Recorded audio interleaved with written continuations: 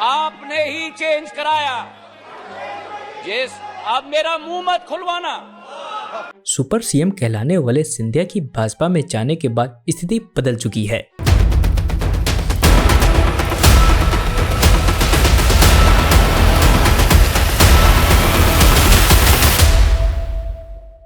तो दोस्तों, इस वीडियो में जानते हैं कि क्या ज्योतिरादित्य सिंधिया ने कांग्रेस छोड़कर कोई गलती तो नहीं की है और क्यों सिंधिया का रुतबा पहले से कम होता दिख रहा है, और आखिर में जानेंगे कि कौन है ज्योतिरादित्य सिंधिया। कांग्रेस ने 2018 में भारतीय जनता पार्टी का गढ़ माने जाने वाले ग्वालियर चंबल क्षेत्र की 34 में से 26 सीट जीतकर मध्य प्रदेश की सत्ता हासिल की थी। इस जीत का कारण था तत्कालीन बीजेपी सरकार के खिलाफ चली सत्ता विरोधी लहर। इस जीत का इंतजार कांग्रेस 2003 से कर रही थी। जीत का ताज ज्योतिरादित्य सिंधिया के सिर पर बंधा। उनके समर्थक काफी उत्साहित थे। उन्हें उम्मीद थी कि सिंधिया मध्य प्रदेश की राजनीति का सबसे ऊंचा स्थान ग्रहण करेंगे, लेकिन ग्वालियर चंबल क्षेत्र में मिली बम्पर जीत के बाद भी मध्य प्रदेश में कांग्रेस के दो अनुभवी चेहरों कमलनाथ और दिग्विजय सिंह के आगे ज्योतिरादित्य सिंधिया की नहीं चली। मध्य प्रदेश का ग्वालियर चंबल क्षेत्र सिंधिया घराने का गढ़ माना जाता रहा है, लेकिन बीते 2 अक्टूबर को मध्य प्रदेश के ग्वालियर शहर में प्रधानमंत्री नरेंद्र मोदी की चुनावी सभा होती है, जिसमें ज्योतिरादित्य सिंधिया और मुख्यमंत्री शिवराज सिंह चौहान सहित भाजपा के अन्य बड़े नेता भी मंच पर मौजूद थे। एक खुले वाहन में बैठकर मोदी मंच तक पहुंचे। गाड़ी में उनके साथ मुख्यमंत्री शिवराज सिंह चौहान और प्रदेश अध्यक्ष वीडी शर्मा मौजूद थे, लेकिन इसी क्षेत्र के सबसे बड़े नेता माने जाते रहे सिंधिया नहीं थे। सिंधिया ने सभा को भी संबोधित नहीं किया। वहीं दूसरी तरफ बीते विधानसभा चुनाव में जब सिंधिया कांग्रेस का हिस्सा थे और राहुल गांधी ने ग्वालियर की सड़कों पर रोड शो किया था, तो रथ पर कंधे से कंधा मिलाकर राहुल गांधी के साथ सिंधिया नजर आए थे। यह देखिए उसकी कुछ झलक।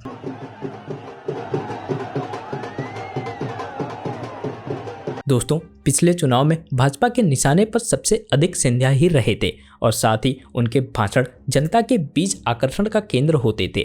चंबल के चुनावी नतीजों में तब उनकी लोकप्रियता भी दिखी थी और कांग्रेस ने 34 में से 26 सीट जीती थी और सबसे अच्छा प्रदर्शन कांग्रेस का यही रहा था। तब वह प्रदेश कांग्रेस चुनाव प्रचार अभियान समिति के अध्यक्ष थे।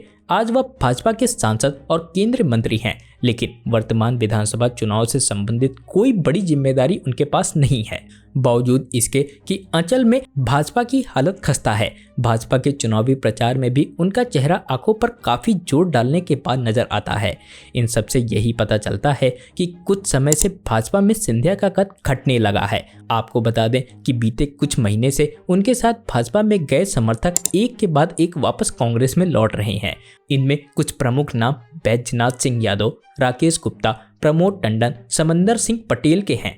दोस्तों, शिवपुर जिले में कांग्रेस के कार्यकारी जिला अध्यक्ष रहे राकेश गुप्ता सिंधिया के साथ भाजपा में गए थे। भाजपा में वह जिला उपाध्यक्ष भी बनाए गए, लेकिन हाल ही में उन्होंने सिंधिया का साथ छोड़कर कांग्रेस में वापसी कर ली। शिवपुर जिले की पोरी जनपद के पूर्व उपाध्यक्ष अरविंद धाकड़ भी कांग्रेस से भाजपा और भाजपा से फिर कांग्रेस में वापसी करने वाले नेता हैं, जिससे कहीं न कहीं सिंधिया की पॉपुलैरिटी कम हुई है, क्योंकि आधे समर्थक तो पहले से ही कांग्रेस में ही रुक गए थे और अब सिंधिया के साथ बीजेपी में आने वाले नेता भी घर वापसी कर चुके हैं। तो इससे सिंधिया और कमजोर ही हुए हैं, क्योंकि भाजपा में उनका वैसा प्रभाव नहीं है जैसा कांग्रेस में था। दोस्तों, आपको बता दें कि कांग्रेस के एक नेता जिनकी सिंधिया से बातचीत होती है, वो बताते हैं कि सिंधिया का भाजपा में पहले जैसा रुतबा नहीं है। किसी भी फैसले में उनका एकाधिकार नहीं है, जबकि कांग्रेस के समय अचल में पार्षद से लेकर विधायक तक के टिकट वहीं बांटते थे। सिंधिया के प्रभाव में कमी आने के पीछे का एक और कारण है कि उनके कांग्रेस छोड़ने के बावजूद चंबल क्षेत्र में कांग्रेस पार्टी मजबूती से खड़ी रही। उधर जब बीजेपी के प्रचार में सिंधिया के कटआउट नहीं दिखे, तो सिंधिया के साथ कांग्रेस छोड़कर आए नेता भी समझ गए कि जब यहाँ सिंधिया की ही कोई पूछ नहीं है, तो फिर हमें कौन ही पूछेगा। इसीलिए कांग्रेस छोड़कर बीजेपी में गए नेताओं ने घर वापसी कर ली। लेकिन दोस्तों, अब कांग्रेस की घर वापसी को एक दूसरी नज़र से देखा जाए तो ये नेता सिंधिया के साथ इसलिए गए क्योंकि भाजपा सत्ता में थी और ये सिंधिया की आड़ में फायदा उठाना चाहते थे। लेकिन अब इन्हें सिंधिया का घटता कद और कांग्रेस सरकार बनने की संभावना दिखी तो वो अब वापस आ गए। मान लीजिए कि भाजपा की सरकार आ गई तो ये पछताएंगे और वापस सिंधिया से अपने तार जोड़ेंगे। बहरहाल दोस्तों, भाजपा द्वारा अब तक बांटे गए टिकटों की लिस्ट देखने के बाद ऐसा लगता है कि कहीं न कहीं भाजपा सिंधिया समर्थकों को चुनाव लड़ाने को लेकर असमंजस में है। साल 2020 में जब सिंधिया ने कांग्रेस छोड़कर भाजपा का हाथ थामा था तो उनके 19 समर्थक भी उनके साथ चले आए थे। उपचुनाव में सभी 19 सिंधिया समर्थकों को भाजपा ने उनके विधानसभा सीट से टिकट भी दिया था। उनमें से 13 जीते थे और 6 हार गए थे। इन 13 में से 9 शिवराज सरकार में मंत्री भी बनाए गए थे। दोस्तों, इस बार भाजपा ने अब तक 230 विधानसभा सीटों में से 136 पर अपने प्रत्याशियों के नाम घोषित कर दिए हैं, जिनमें सिंधिया समर्थकों वाली 19 में से 11 विधानसभा सीट भी शामिल है। इन 11 में से 6 पर भाजपा को उपचुनाव में जीत मिली थी।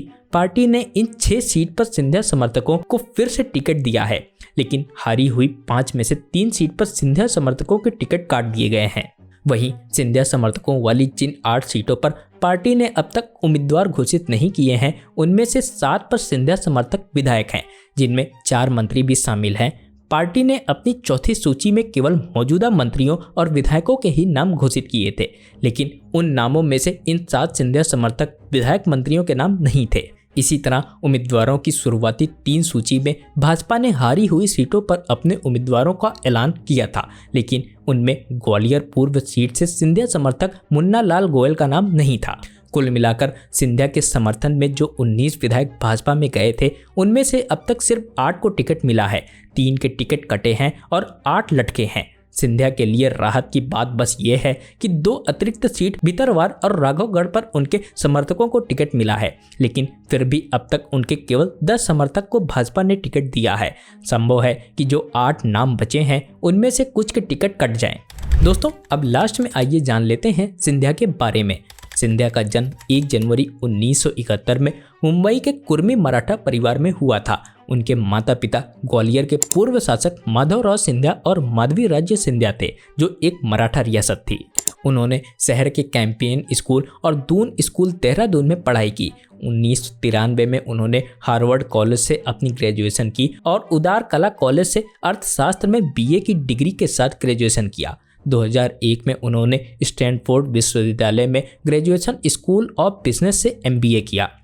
ज्योतिरादित्य ग्वालियर रियासत के अंतिम महाराजा जीवाजी राज्य सिंधिया के पोते हैं।